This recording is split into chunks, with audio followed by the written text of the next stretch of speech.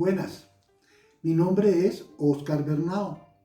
Yo pertenezco al equipo de Ambientes Enriquecidos de la Subdirección de Infancia de la Secretaría de Integración Social. Hoy vamos a hacer un experimento científico para niños de 2 años en adelante.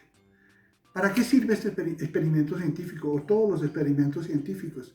Sirven para despertar en los niños la inquietud por la ciencia, la inquietud por la experimentación, por el saber por qué. ¿Qué necesitamos? Primero que todo, pídele a tu mamita que te preste su secador de pelo. Y también necesitamos una bolita de ping-pong. ¿Cómo lo hacemos?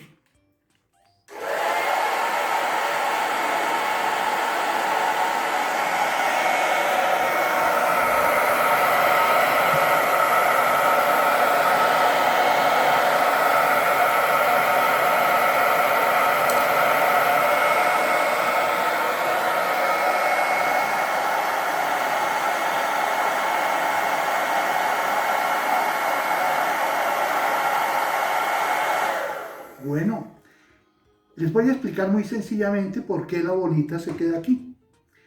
El aire que bota el secador a una presión sube la bola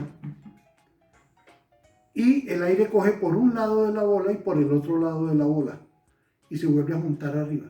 Por eso encapsula la bola y no la deja caerse. ¿Sí? Lo lógico pareciera que al entrar el aire la tumbara, pero no, hace ese efecto. Ahora vamos a utilizar otros elementos. Una bolita más grande. Lo importante es que no pese mucho.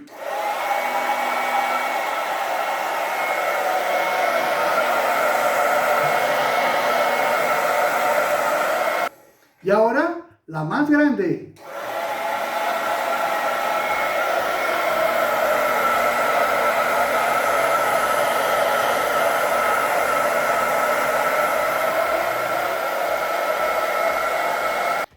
Bueno, espero que les haya gustado este experimento científico y que, como les dije antes, despierten los niños esa inquietud por la ciencia.